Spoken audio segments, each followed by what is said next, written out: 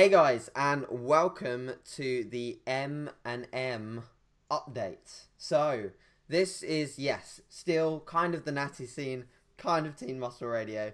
Christ, I've created like 300 different podcast names, but I think we're going to call this one the M&M update for reason being that I am Morris, AJ Morris, and of course Vicky is Vicky Masita, which on the first time that I had Vicky on, I messed up her surname, so I think that's probably why I'm harping on her surname for a little while. But yes, we are essentially at this stage in our careers or in our lives where we both talk to each other a lot, and people like hearing us on the podcast. I think people liked it last week when we did sort of your update, and it just kind of, because we have a relationship going on together, we kind of go back and forth with what we talk about.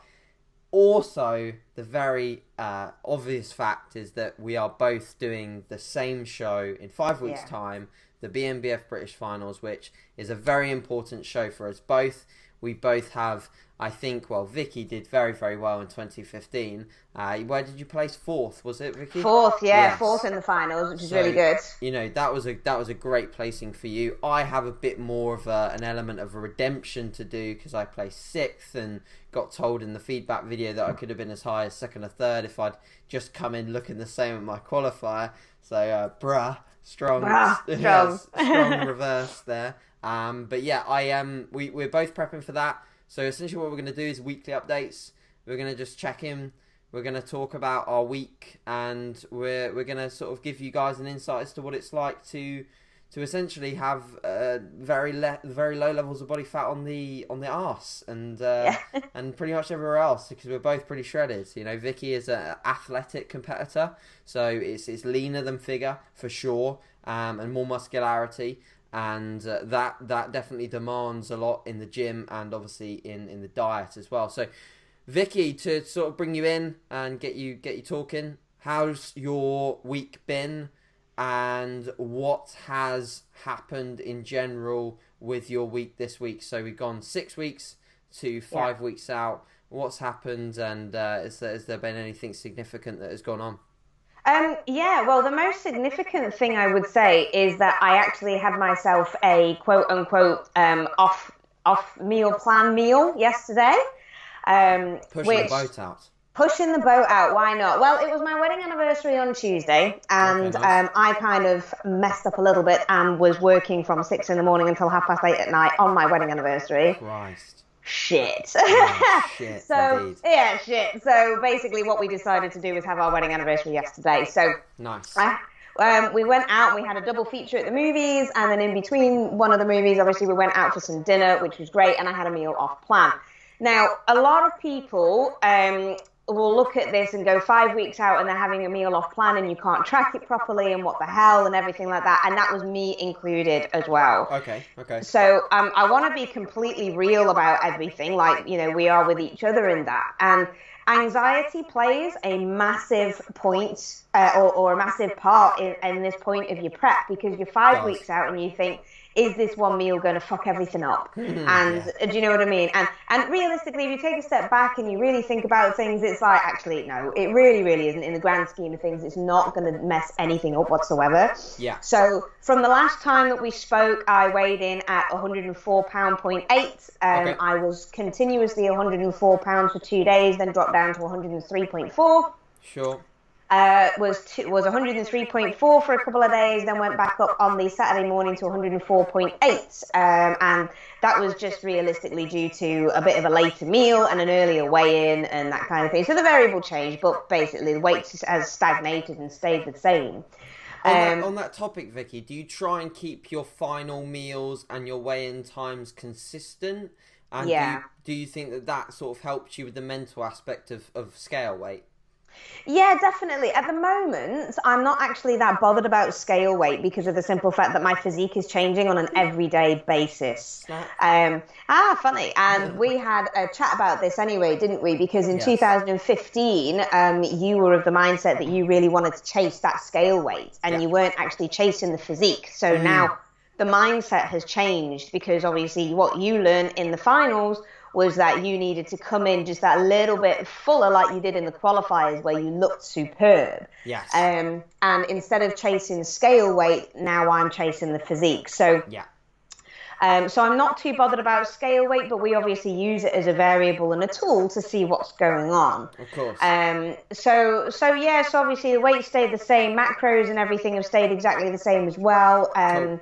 And then I obviously had my meal off plan, which was absolutely delicious. And when I'm saying a meal off plan, I actually had a main meal and a dessert. What did you have and where did you go?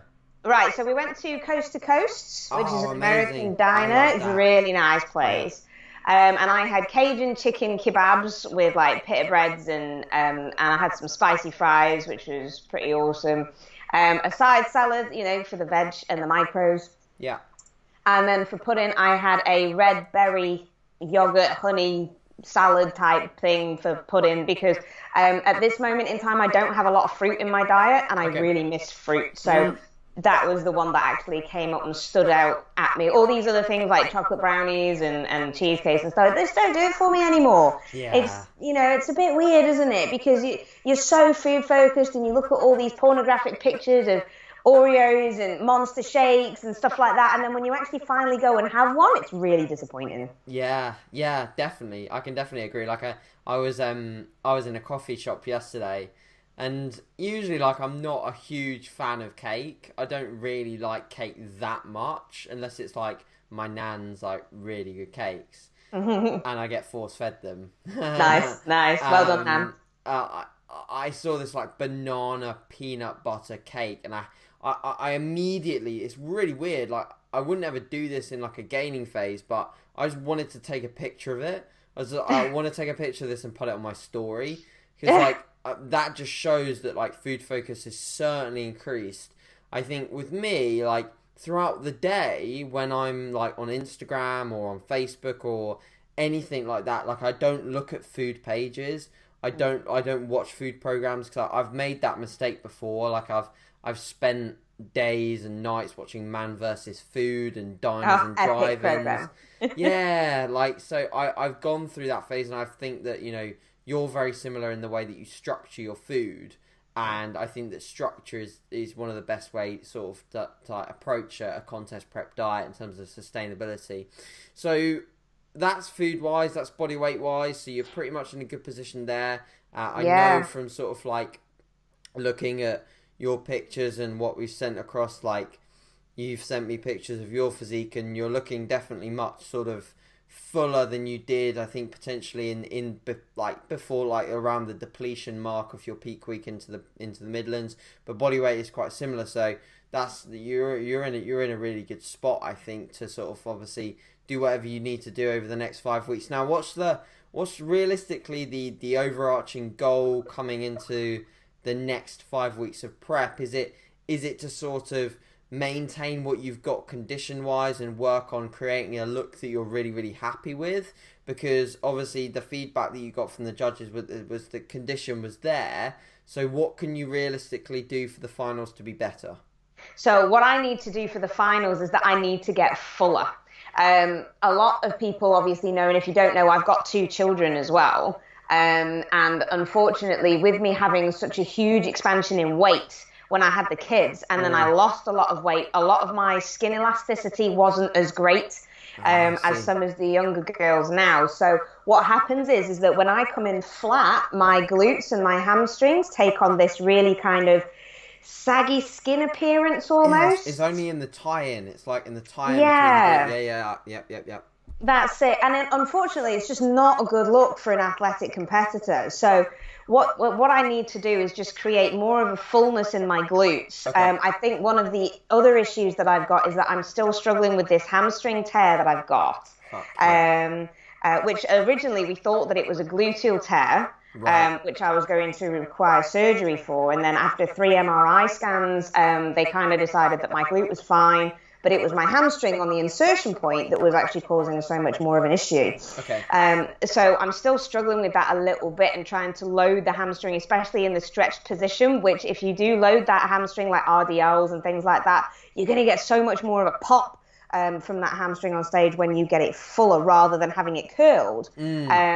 So at the moment, I'm just actually focusing on curls and no stretching and loading whatsoever, because obviously I can't damage it even further. But in order to get fuller, I am just carrying on nailing some food. I mean, my food is still 2,500 calories a day. We're still looking at about 250, 260 carbs. Nice. So, I'm still having carbs with every single meal as well. I'm certainly not a bro and cutting out the carbs after 5, which, oh my God, I can't believe is still going through in the industry these days. Literally yesterday, I was having my physio with my amazing sports therapist, and he even said, oh, well, when I want to lose weight, I just stop eating carbs after 5. And I'm like, bro! Sleep goes to shit as well. Exactly, right? And it's just like, so education out there, guys, seriously, eat carbs after 5. Have a big bowl of oats after 5 o'clock. Big pro tip. Anyway. Right before you hit the hay.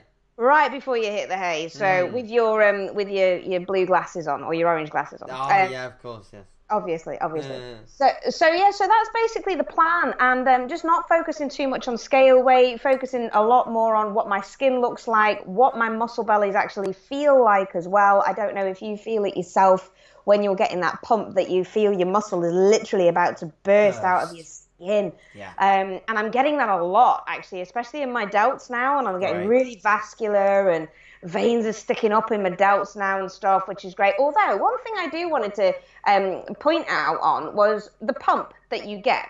Yeah. Have you found recently, now that you've started to get this lean, that you're maintaining your pump throughout your training session? Or do you tend to kind of have the pump fall off near the end, maybe the last 2 sets or something? It's a good question. I'd say mine's been pretty consistent. I think the reasoning for that is I do take on board intra-workout carbohydrates. Yeah. So I take on board a small amount, but it's still 20 grams. So they're coming in obviously throughout the session. Also, the way that I situate food at the moment is that, one of my highest carbohydrate meals comes pre-workout. I've always been a pre-workout guy. Never really been a post-workout food, like I've never really Rice been Krispie like squares and cereal. I've never really been to slog all your food post-workout.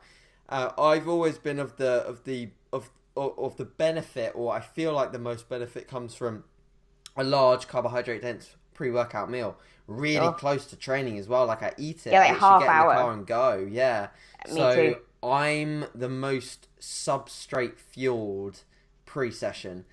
So I think that does make a difference in terms of my overall energy levels and the pump.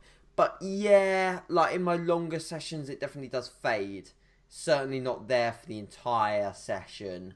And it's definitely not as strong as you would say like an off-season pump. But when you take the clobber off and you pose, you're like, oh, okay, like you still, even though you don't feel like you've got a pump, you still look like you've got a pump, right? It's like a cool look. I would say that, but I think that's a pretty cool update with yourself. I think the only thing that I was gonna say also is like, if there's anything that's happened this week with regards to like has your sleep improved? How have your sort of your stress levels been this week? Have you had sort of like any stressful events that you've had to work around? Having the kids off on summer holiday, that's stressful as hell. Is it? Okay. Different routine. No. Yeah, it is a different routine, and we were just talking about this off camera as well, weren't we?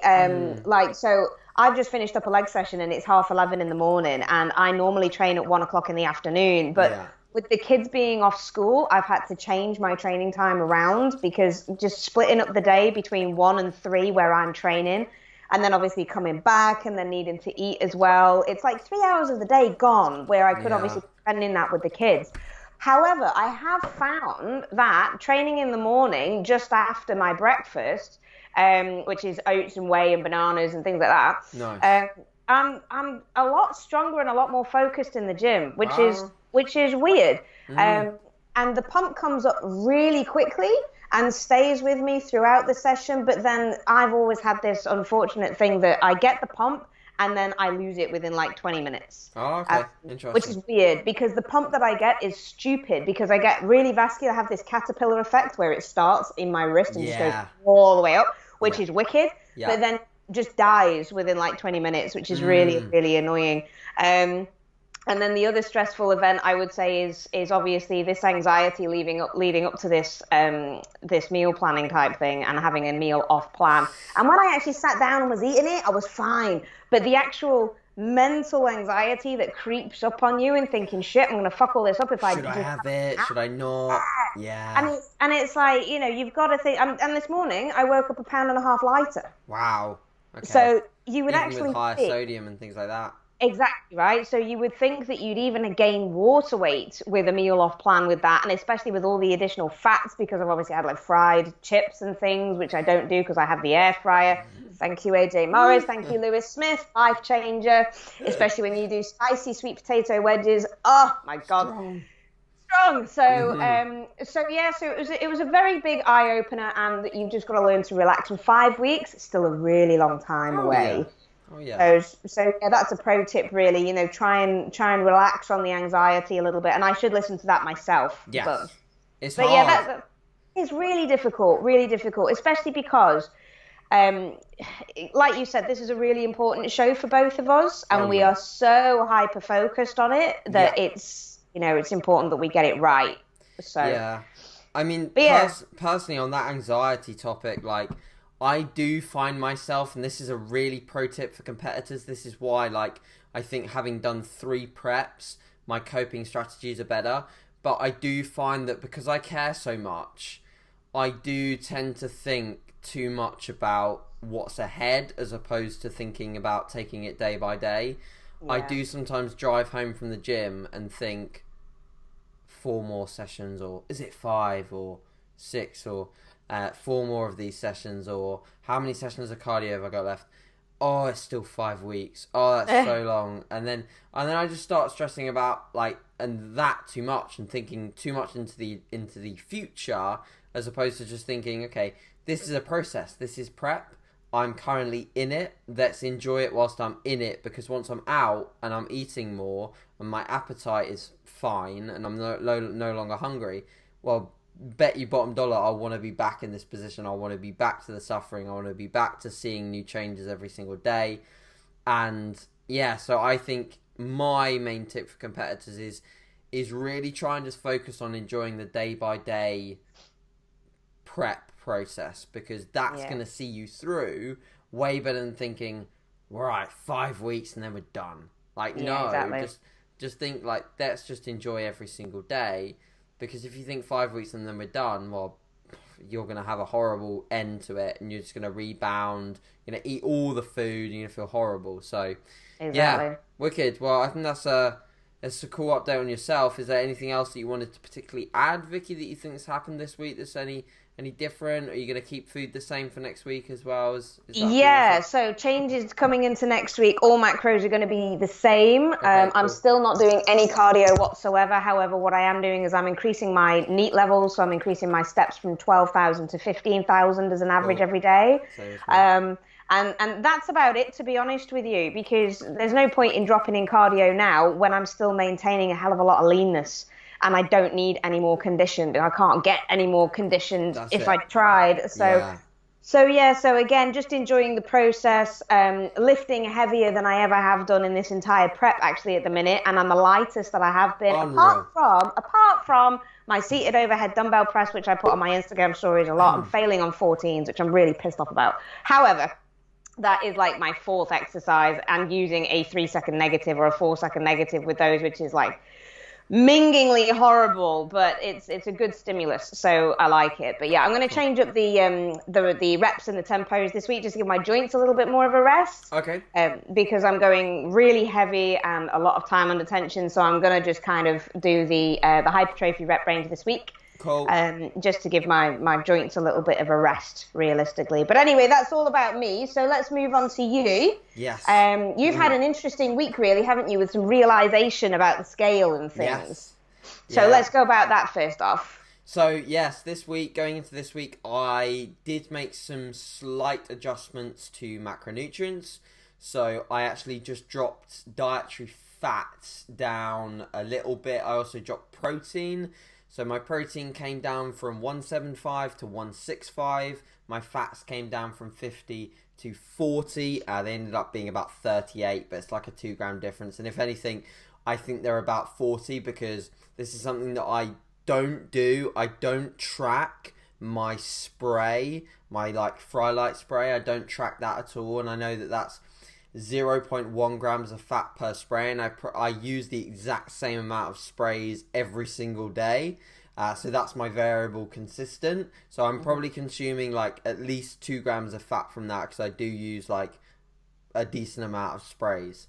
And I always, like I said, use the same amount. So as long as you're keeping things like that consistent, it's the same with like weighing out your glutamine or weighing out your BCAAs. Like if you use the same amount of exact scoops like every single day, you probably don't need to weigh that like shit every single day. You really don't. You probably end up stressing about it more if you're like weighing out a spray of fucking Frylight than just saying, okay, I use this amount every single day. So yeah, those were the changes. And why did you decide to add in those changes, and why did you take it from protein rather than carbohydrates instead of keeping protein consistent? Yeah, it's a good question. So essentially, I've obviously seen in the literature that protein should be kept at around about that 1.25 per gram, per pound of body weight. Yeah. Now I've also seen anecdotally from looking around at other sort of like pros and the way that some other people do things, and I had a chat with a friend of mine that probably won't end up listening to this, but you'll know Christian Kerr. Oh yeah. And Christian Kerr's actually got a lot of anecdotal experience with other coaches that have been in the sport for quite a long time. The guy's name that I've forgotten now. So he does a lot of posing classes for the MPA, but he's a superb guy. And he's got a lot of knowledge with regards to like a lot of things that are like kind of more old school, but they still provide benefit. Now, a lot of these guys, including some top name DFAT pros, which I won't mention because I'm sure they don't probably want all their diet secrets. Yeah. But they've been taking protein down to literally on the ball of a gram per pound. Like literally that's it. And instead prioritizing carbohydrates.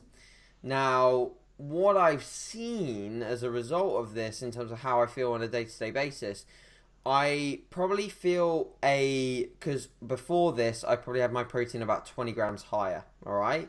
So it's only a 20 gram real reduction from where it's been for the majority of prep. It's been like 175, 180, now it's like 160. Right. Alongside body weight going down, so I weigh about 150 pounds, It obviously, I would normally keep it at about that 180 mark purely because of what the literature says. So taking it down, what I've experienced is that I probably feel a little less satiated, which makes sense because protein is the most satiating macro. Of course. But what I do feel is that I've got this fullness that's almost quite consistent on a daily basis that I've never had before in my entire life. Like, okay. Jack like knows me down to the ground. He knows what I look like. He knows like when I'm on, when I'm off. And he looked at me yesterday and he was like, "What the fuck?" Like he was like, "What the fuck?" Like you just look like totally different to what you did like last week, and you're the same body weight. And the only thing that's changed recently is that I've prioritized carbohydrates. So carbohydrates high in my diet. Fats are a little bit lower than they were for the most part of my diet, and I've just ended up prioritizing carbohydrates more at the moment over any other macro, and it's just created this like, because I think a lot of my conditioning was actually held back by a lack of fullness. Yeah, and obviously we know that fullness is highly dictated by glycogen levels. So by increasing glycogen, my body weight has pretty much stayed the same, so I've essentially probably lost a little bit of body fat and gained a bit of glycogen, and the look is far better, and the pictures just confirm that. Like, yeah, definitely. My lower body conditioning has come in a little bit from the side glute and the side down the side of the quad, and then from the front my adductors and hip flexors are much leaner. and that's Definitely. just visual. And alongside that, I just feel like to be honest, I feel worse during the day. So I feel hungrier due to the lack of satiety. But when I get to my session, even though I'm dragging a little bit more than I was before, when I get to my session, as soon as I'm warmed up, as soon as I'm getting going, my sessions have been really good this week. Awesome. Like, really good. The only thing that has taken a hit recently is my barbell back squat and my deadlift. And those two are primarily down to the fact that all the way leading up into the Midlands, so I started my Midlands peak week at 155 pounds. Okay. And now I'm sitting in the low 150s to 151s on a daily basis. So that's a £4 drop, 3 pound drop. And that's significant at this stage. I remember one of my clients, Andrew, who's very, very strong throughout his entire prep. There was 1 week where he just checked in and he was like, okay, everything's gone to shit. Like everything. Just like all lifts down. And that's what I felt like's happened on my lower body, is just leverages have gone to shit. So, yeah, that's what's happened with me with regards to like where I'm at, like body composition wise, and also where I'm at from a training perspective. Training has been good, and body weight has been, my average, I just looked at it before we hopped on the call, is actually 0.3 up on last week. So I am, in terms of like, I know you'll probably ask this anyway, but in terms of like what I'm going to do now moving forward, is that we talked yesterday, I do feel like I do want to see some scale weight move. And so I am going to be a bit assertive with the change that I make. So I think what I've done is I've dropped about 150 calories out of the diet. Okay. And they unfortunately have to come from carbohydrates. Yeah. I can't drop my dietary fat any lower, because I just feel like garbage. I've been to like 30 grams of fat before in a pre-contest diet, and it just felt really, really, really bad. Yeah, it's not fun. And protein can't come any lower, so I'm going to keep that there. And that's the plan for the next week. And what we want to see is, leading up until midweek, ideally, I want to see a good £1 off, £2 off from where I'm at right now, because that would be perfect, because that will set me about £1 down from my lowest ever weigh, and if I get another sort of £1 or £2 off, so I dropped 1.5 pounds overnight, very similar to you, with this just implementing the change yesterday. So it was quite clear that obviously some of that will be glycogen, and also the fact that I had a leg day and hit yesterday. So yeah, expenditure was quite high, but normally I wake up heavier after legs because of the soreness. And swelling, self-swelling. I normally do the same. So that was interesting. So that's good. That's a good sign, if anything. And the pictures this morning I was really happy with. Despite obviously training legs, my legs still look good even after training them. They don't look like they lose any sort of separation or anything like that, which is great.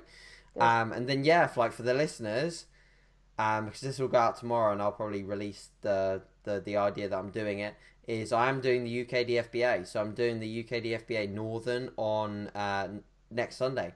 So I won't be running like a full peak week, but this is why I said up to Wednesday. Is basically Thursday, Friday, Saturday, and most likely all going to be slightly higher days. They're going to be not like high days, and nowhere near 750 grams or anything like that. They're just going to be slightly higher. And how I do that is going to be auto-regulated.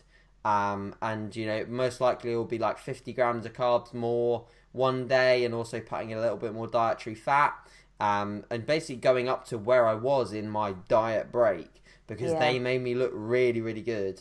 They filled me out a little bit. They didn't spill where I was at, and at that point I was still quite depleted. So I think that will be a good recipe for success leading into the UK DFBA, and that's pretty much me rambling. Awesome. I am aware that I just want to keep an eye. I am on 5% battery, Vic. So, have you got any more questions that you wanted to ask me about where I'm at or what I'm doing? Not right now. I don't think so. I think it's just, again, it's just keeping an eye on that physique rather than chasing the scale weight. And I know you're obviously a hell of a lot more clued up from there. You've got my eyes, you've got Jack's eyes as well. Yes. So we know that if you're going to start slashing your calories just to chase that scale weight, we're going to kick your striated ass. It's like, AJ, you're flat. Please stop exactly. doing what you're doing.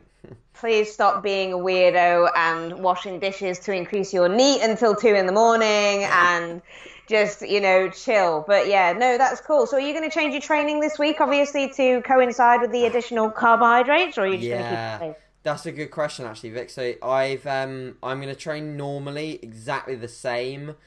So retaining numbers, looking to make some progress where we can, if we can. But most of all, just looking to retain numbers throughout the entire week up till Thursday will be my last normal session. And then Friday is usually a leg day for me, so I will not be training legs on Friday. My last leg day will be Tuesday. I'm not going to train legs on Friday because I've got a show on Sunday. So that would be silly. Not only is the stress on the body and the raising cortisol from training legs not a good thing when you're trying to assimilate carbohydrates, but also that obviously the cell swelling is not good when you want to be posing your legs for a long time on stage. And I'm actually entering 2 classes, so I'll be up there for quite a long time. So I'm doing if I can make it, I'm doing the juniors obviously, and then I'm doing the lightweight. So the reason why I say if I can make it is I don't give a crap what I weigh on the day. And I know that I'm on the cusp of the lightweight limit, which is 70 kilos. So I'm on that's 154 pounds. So I'll be weighing in at like 11:30. So I'll have some food and water in me. So I'll be close. I reckon I'll be very close as to whether I get into that. But tell you what, I couldn't care less. Why? Because I'm there to be a junior. I'm not there to be a middleweight or a lightweight. If I weigh in as 70.5 and I have to be a middleweight, cool, I'll take it. I'll just compete. I'll just do the middleweights, because I'm, like I said to you, I'm there to be a junior, and I think that's something really important. If you're going to a show and you're like competing as like a teen or a junior or whatever, and you're also entering a weight category, I know that you can only do this in UK DFBA in the UK. You can't do it any other Fed in the UK. I don't think you can't enter 2, but in the US you can.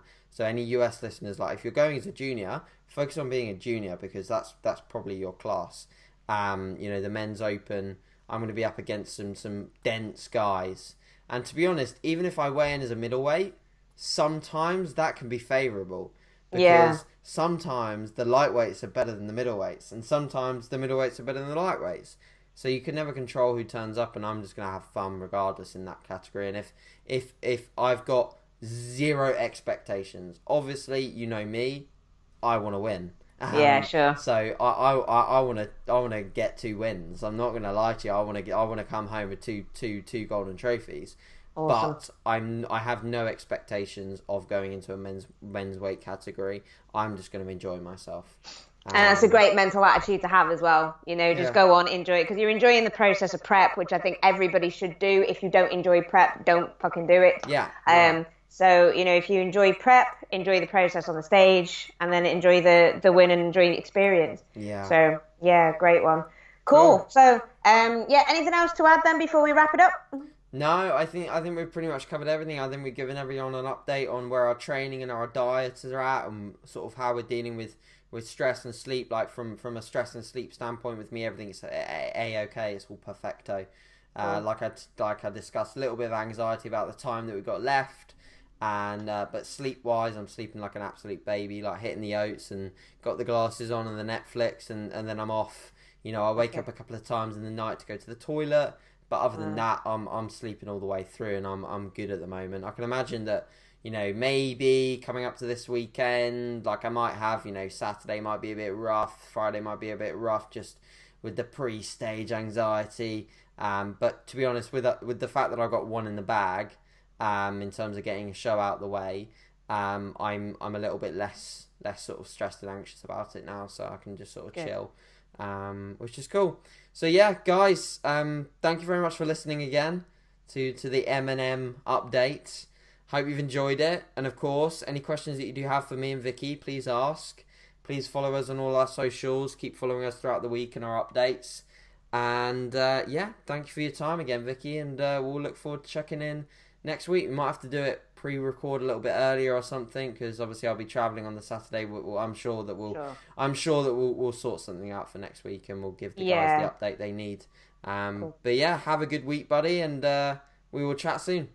All right, dude. See you later. Cool. See you guys. Bye. Bye.